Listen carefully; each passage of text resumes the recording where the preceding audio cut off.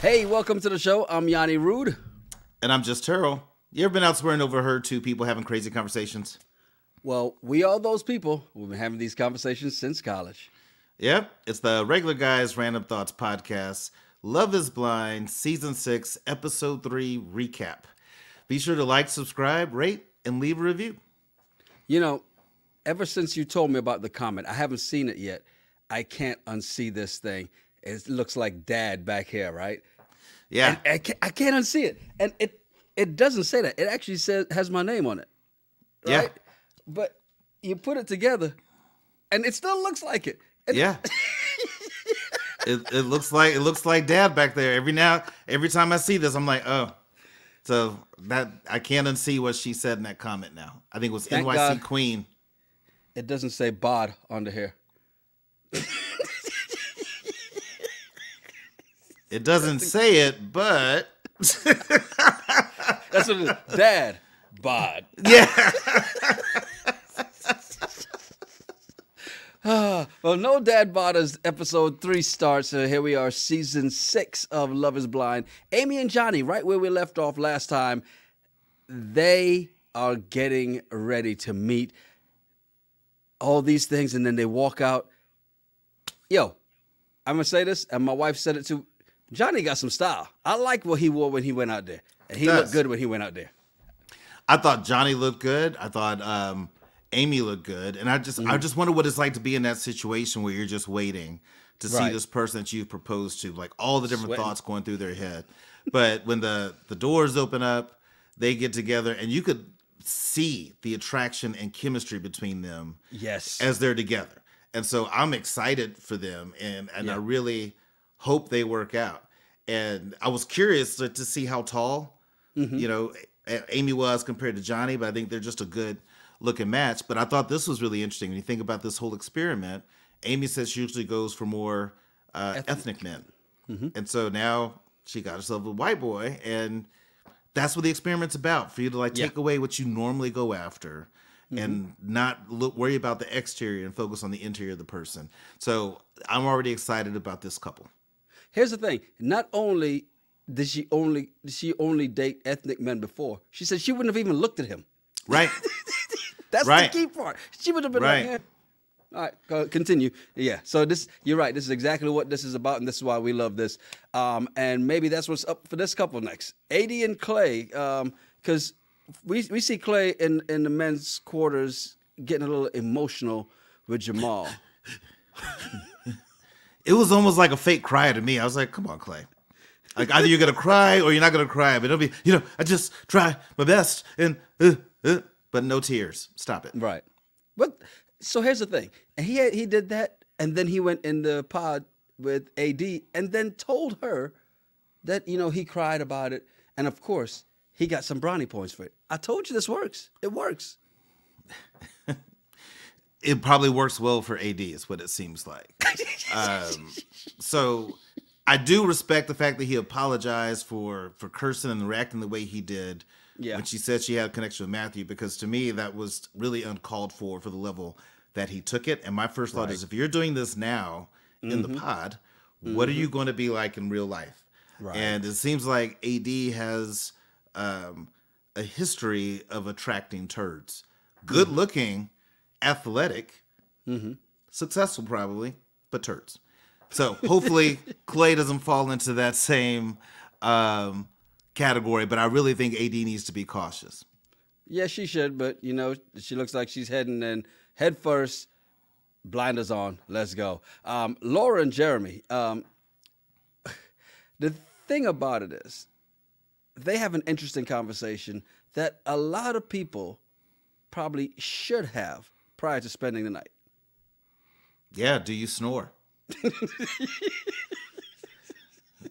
And I get it. Life happens, people snore, but the difference is, depending on how you feel about that person, if you really love them and they snore, doesn't bother you as much. Right. But if it was, we just met at the club and then you crash at my place or yours and you're snoring, it's awful. So I think it's a fair question. Thank God I'm out the dating scene. Yeah. Yeah, because I've heard it just in the U-Haul After 4 cups of coffee, snoring. So Jeremy admits he snores, and he sleeps with a CPAP machine, which I'm glad he told her, because that is, I remember some years ago, a friend of mine was going through some health issues, and she had to have a CPAP, and she was asking me, like, when do you think I should tell a guy? Like, I have a date tonight. Do you think I should tell him? I'm like, well, he's got to find out eventually. Might as well go ahead and tell him. But she was really nervous once she got the machine, and how does that impact their dating? So I'm glad he told her. Was she going to sleep with him the first night? Jesus Christ. I don't know what she was going to do. That's not what she asked me. She didn't ask my advice on, after I sleep with him the first night of our date, should I break out the seat? She didn't give me those details. She just said, hey, Terrell, from a guy's perspective, what do you think? And I answered. I'm not going to judge her. I'm not judging. I'm just asking questions. You were a little judgy. That tone of yours just a little judgy. Question. I'm not the only one asking that question right now. I haven't heard anyone else. I haven't heard anyone else. They're in the comments. They're in the comments. Now, you notice they got to talking about holidays. What do you think about this whole conversation? Because it seems like they're aligned here. Yeah, they don't seem like they both come from this close-knit family. Right. Because that is very different if you have. I remember when I lived in Lincoln, Nebraska, and all these people, their families are so close, and all the traditions they do for Christmas and all that. I was like, y'all are weird, because that's not how I grew up. Right. So I think they're aligned there. And I agree with Laura. I'm not a Christmas fan either. Right. And so I was like, you know what? I dig it. But she softened on it when Jeremy talked about his grandmother, right? And how he wants to create those kind of memories and traditions. And his grandmother's like, well, you're gonna have to do that. Those that you want, those things that you still want, you're gonna have to create it with your own family. He's like, I think I'm ready to do that. And she seemed like, okay, I'm willing to do that. She just didn't want to do it with her family. Right. Right. And that's the note I have, is that they seem to align on what their ideas of their family would look like, which is good. And then that's when Jeremy drops the bomb that Laura's his number one. Yeah. He says it feels like she's been around for a while. And that's in the way he said it. It's a good thing, because that could mean so many different things. Right. Right. But he said it right. And I get it. She's his number one. This is football. They're going to the playoffs. Guaranteed. So Sarah and Jeremy, they get in there, and Sarah automatically just Botox, Botox, Botox, Botox, Botox. I'm like, whoa, where did this come from? And then lip filler, lip filler, lip filler. He's like, I got lip filler too. She's like, really? She's like, of course not. What do I look like? An Instagram chick? Yeah. Well, Jeremy said Sarah's his wild card right now. So, Laura, they're going to the playoffs, guaranteed. Sarah's on the wild card round. And I felt weird about all the stuff she was saying about the Botox. And not that saying that Botox is bad or anything like that, but the way she kept talking about it. Yes. If I was Jeremy on the other side of the wall, I would just start thinking like different things. And so what I like here is when, after Jeremy hears all this stuff, he asks her, how many followers do you have on social media, like on IG? Mm-hmm. And I'm like, oh, good question. Mm-hmm. And then she hits with a lot, like 4,000 on Instagram. And he's like, what? I mean, I don't have 4,000. I think I'm at 700. Mm-hmm. But then on her TikTok, she has 30,000. Mm-hmm. Neither are astounding numbers. Neither are not great numbers when it comes in the big landscape of social media. But so when he goes 4,000, I'm like, okay, this is where you think of it in the reality of the everyday person who is not big on social media. That sounds like a lot, because you're only following the people that you know, or certain people after that. But so when you hear 4,000, do you know 4,000 people? So I can see why that turned to be a thing. They started talking about politics and what. Well, I was going to say that what you just said is correct, except if you're on a reality show on Netflix, where can you take that 4,000 after all this stuff airs? Where can your 30,000 TikTok, how can that go up after all this airs? So I'm like, are you here for the right reason? I can see why you think that. I didn't even think about that in that space, because I'm around people who have large followings, right? 250,000 who say like, oh yeah, this many people watch my Instagram stories. I'm like, Jesus, really? One story in 24 hours? Yeah. those are the kind of people I'm around sometimes. So that's why this number doesn't seem high, even though mine isn't that like that. I can see it. they get to politics, and it's interesting how they're talking about this politics, because she's conservative and says, but I have a lot of liberal friends. Is that like saying, I have some black friends? A little bit of a stretch, but I get what you're doing there. I thought as she said, I'm more conservative and a patriot. And I was like, oh, okay. Trump. They even went deeper, because these are conversations you normally don't have in the dating space. How do you feel about abortion? Yeah. And I think she leans more towards pro-life with her answer, because she doesn't feel, because you are irresponsible, having consensual sex, that you should have an abortion. But in the case of rape, incest, then she's okay with it, which to me, that sounds more pro-life. Okay, it sounds more pro-life, but with an open-ended question. This is what it's an interesting balance that she had, right? Because she's like, it shouldn't be used as a tool of birth control. Right. But I'm not going to say, like some of these jackasses who are trying to tell everybody what to do, it doesn't matter what happens. You can't have one. And that's what Jeremy, I think, handled it very well when she turned it on him. He's like, I'm a man. It ain't my right. It's a woman's choice. Yeah. And I agree, but I don't agree with how she tried to phrase that, because I don't think anybody goes into sex as, wait a minute, what if you get pregnant? Oh, we'll just get an abortion. Don't worry about it.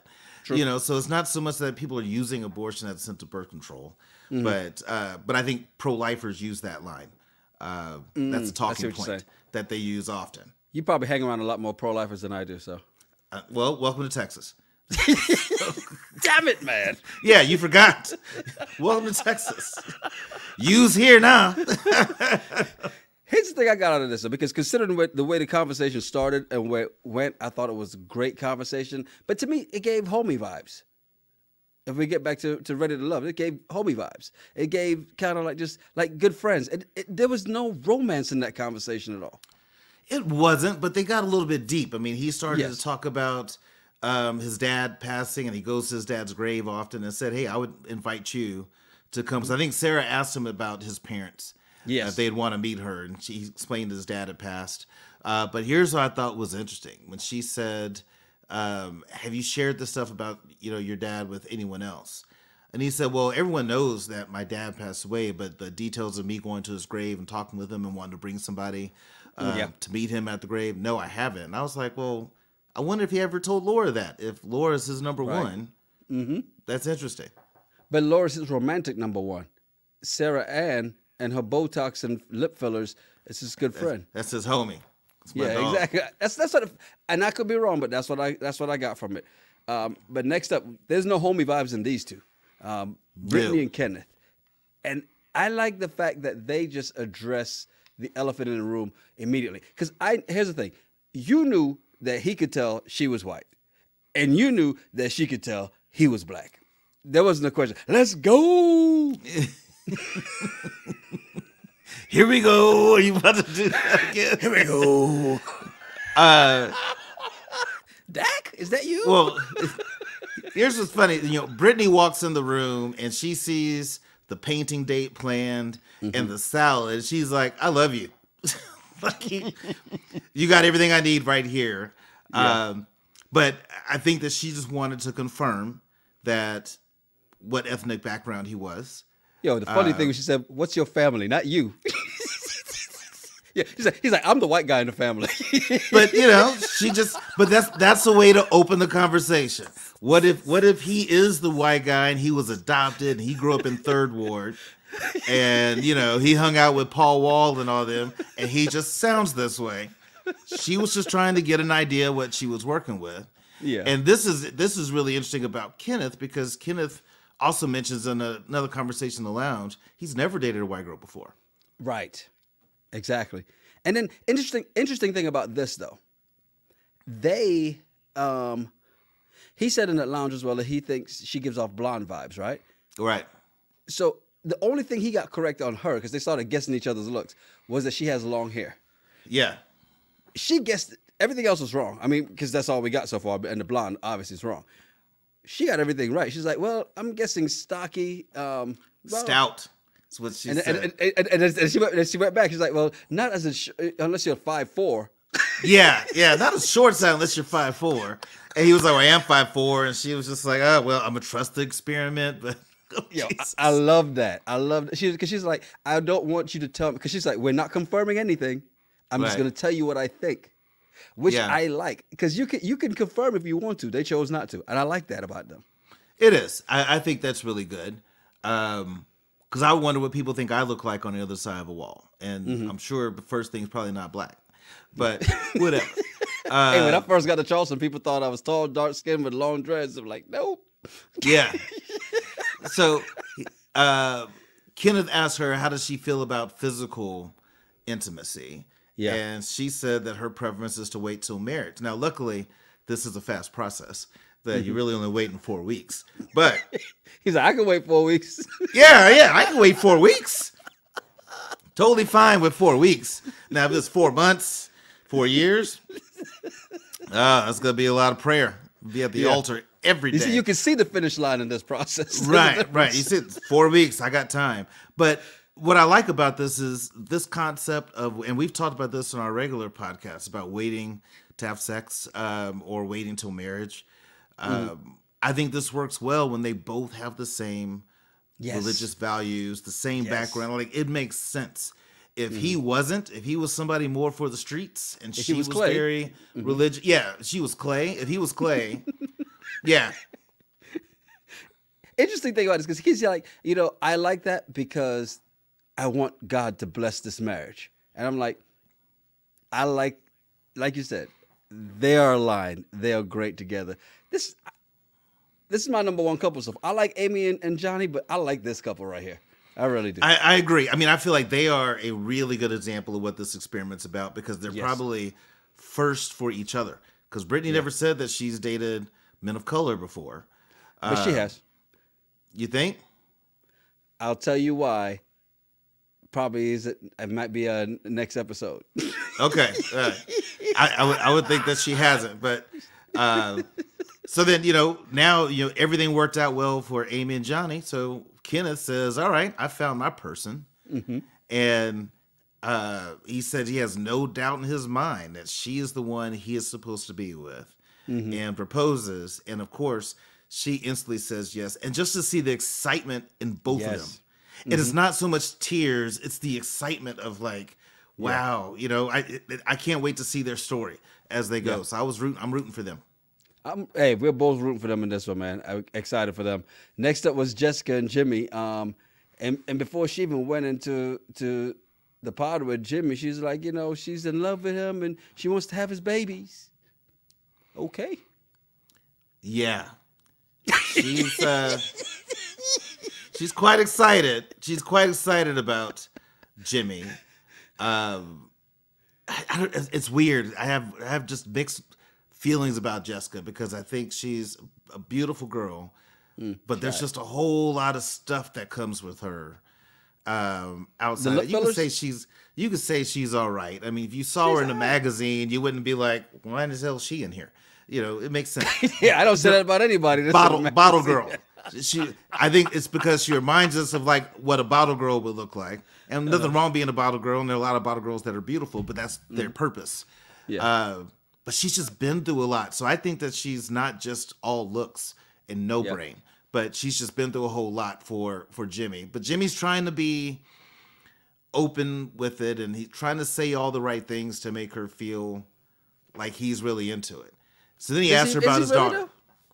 He's asking these stuff and saying stuff to make it seem like he's into her a lot, I think. He asked her about her day. She's telling her, he starts just... And just tell me about your kid. I'm like, yo, even my wife was like, yo, stop. We're watching this episode together. She's like, what is he doing? She couldn't take it. It's like the more she talks about her daughter, to me, Jimmy starts to look more and more uninterested. Yes. In her. He's thinking about Megan Fox. Yeah, like he's just all in his own head. Thinking about Craigslist, Megan Fox. He's thinking about that. I get it. So now we talked about social media questions with previous couple. So now Jessica drops that bomb. Like, what's your social media following like? And he's just like, trying to understand what she's asking. And her point was that she's had issues with the guys following girls on social media and looking at attractive women. And she doesn't like her man to look at half-naked women for fun. Either you want me or you want anyone else. And doesn't want him to lust for anyone but her. And she said it doesn't come from a place of insecurity, which I'm like, no, it does. It does come from insecurity. Totally does. That's why you're doing it. Yeah, I think that's just an immature, thing about Jessica, in my opinion. Yeah, it's terrible. And it's if she wasn't already turning him off with other things, and while he's thinking about Craigslist, Megan Fox, as you call her, this probably helped as well too. He's like, well, what am I going to do when you're not there? Well, so she puts out the, hey, this is what I don't want you to do, but then she hits him with some stuff to hopefully make him feel good. She said that he's the only person her body has a physical response to, and that's why he is her person. That's a line. That's a line. Yeah. That's a line. You're the only person out of this group my body has a physical response to. And what do they call it in the so make your vagina pulse? Vagina pulse. I guess that's what that is. But here's what I also like about her, that she encouraged him to keep exploring. Yes. Because she wants to know that she is his first round draft pick. Yes. Just like he is for her. I like how she did that. You know, Jessica gives some really good direct communication, and I applaud her for that. I applaud her for that as well, because again, he may not have caught on to what she said, but when she said that, you are the only person I have a physical response. She hasn't seen you yet. Right. That says a lot. Does. So. And she was very smooth not to tell him exactly what that physical response was, because it could have been anything. The pulse. The pulse. So Jimmy goes on another date, this time with Chelsea, and Chelsea's saying it sucks hurting people. I'm like, okay, what's about to happen? Yeah, she gets all in her feels because I think obviously Chelsea knows that Jimmy's also talking to Jessica. And I think she's worried about either hurting Jessica or potentially hurting Trevor if they get to that point. That's what I was thinking more of. Yeah, but I'm just like, this is the show. That's what this is for. And Jimmy brought that back. It's like, hey, we came here for a purpose. This is what the whole process is. And again, Jimmy didn't mention anything about his dates with Jessica. He knows that she knows that he's dating Jessica, but he really keeps that stuff quiet. Yeah. And apparently she had told Jimmy that about Trevor, and Jimmy had nothing but nice things to say about Trevor. So Chelsea told Trevor, and then Trevor told Jimmy. You know what I mean? I'm like, all this talking, that's why I think Jimmy's smart to try to keep stuff close to the vest. Chelsea likes to spill the beans, but I just like how mature Jimmy is with this whole thing, even knowing that Trevor's pursuing her too. Right. Well, speaking of Trevor, let's just get to him. Trevor was in there with Chelsea, and he's telling her. I mean, he's already said this to everybody else, that he's narrowed it down to one, right? And she's the only person on his list, right? And he was on a date the day before and didn't want to be in it. This is what he's telling her now, because he was only thinking about her. So he's told the guys this. He's telling her this. Again, you talk about being very intentional. He's being very intentional in what his intentions are. Right. And I love seeing how excited he gets when he walks in the pod and Chelsea walks into the other one. Like, he is really lit up. But also, similar to the compliment I gave Jessica, Trevor does the same thing. He said he wants her to choose when she is ready to narrow it down to one.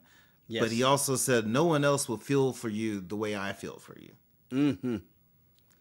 And she didn't pick up on what he was saying. Because, again, you know that Jimmy and I both know we're both going for you. And I'm telling you right now, he is not going to feel the same for you like I do. He's telling her. She's not listening. Because here's the thing that irks me about this. She's not giving the best responses to all the stuff he's saying. He's saying all these great things, and she's just like letting it bounce off and really not responding. And then Chelsea asks if he's afraid that he won't like, and this is her trying to find it out, right? Well, aren't you afraid that he won't like what you see when you see me? And he's like, hold up, you mean that you're not like my typical type? And she's like, yeah. He's like, what you mean? That's what this experiment's about. Well, I don't think she was looking for an out. I think that she was looking for compliments because Chelsea is very insecure. Then there's that too. True. And so I think that's what she was trying to look. But I love how Trevor handled it because he said, hey, you might not be my typical type, but that's what the experiment is for. But really, it doesn't matter what you look like because I love you. Yeah. I mean, Trevor is... Oh, he was smooth with that too. Putting it all out there on the line, right? And so for Chelsea just getting her feels again, you can't ask for anything better than that. But to your point, and you mentioned this, I think it was you or I said it. I can't remember now. It's been a long day. If it was good, it was probably me. Chelsea has not really reciprocated any of those words of affirmation that he's giving, right? Or anything. She's just like loving it, but she's not really saying anything back to make him feel like the feeling's mutual. Yeah, it gives. I love you. Oh, thank you. That's what it's giving. The words you don't want to hear, but after you say "I love you," oh, yeah, that's sweet. Oh, dope. Yowzers, that's amazing. And so, and the thing I don't like about Chelsea is that she talks a little bit too much. Obviously, she tells Trevor what Jimmy tells her in the pods. Yeah, and now she tells the ladies everything too. Yeah, and it's crazy because here's what's crazy about that, right? Because she leaves the pod and tells the ladies, but what does she tell him before she leaves the pod? Nothing. She cries and she goes, "I wish you knew how I feel." Tell him. Instead, she goes to the ladies' quarters and tells the ladies about how he feels. And all the ladies go, "Oh, my God, that's so sweet." And everybody crowds around. And then all of a sudden, Jessica starts to moonwalk back to the kitchen and like, "It's going to be a lovely day." Yeah, she's doing her little Ric Flair. Yeah, this little Ric Flair in the kitchen. Woo! Yeah, Chelsea could have told him, "Yeah, I wish you really knew how I felt about someone else, not you." Yeah. And I just can't share that right now. But I think at this moment, Jessica's thinking that this is looking good for her. Because if Trevor's telling Chelsea he loves her, maybe she's going to go towards that route. Mm-hmm. And then that means her chances for Jimmy just increased. Yeah. And you would almost think she'd want to come in there and be happy for her. But they also both know they're dating Jimmy, so she knows she can't do that. And she's just like, "I'm just going to play it safe. Back the hell up. Back that thing up." And I think that's the difference in the male quarters and the female quarters, and the lounges. That the guys tend to be pretty cool with it, but you get a little territorial there in the ladies' lounge. But I'm thinking that Jessica's walking away from this episode going, "I'm winning." Mm-hmm. Well, we've got 3 more, halfway through this first batch of episodes, 3 more to go. So 4, 5, and 6 over the next 3 days, because that's what we have left in this before the next batch drops on Wednesday. So if you haven't already, do us a favor, hit that like button, hit the subscribe button, and then hit the bell for notifications to make sure that you know when these episodes drop. Yes, notifications are the key to it because we're going to be dropping so many in the next 72 hours. So you got to get the notifications for it. It's a lot. We normally do 1 a week, sometimes twice a week. This weekend has been pretty active. Indeed. Hey, I'm Yanni Rude. And I'm Just Terrell. Make sure you follow us at Yanni Rude, at Just Terrell, and at RGRT Pod. Yeah, send us some of your random thoughts, some of the bullshit found on the internet. We'll talk about it on the show. It's the Regular Guys Random Thoughts Podcast. Cheers. Cheers.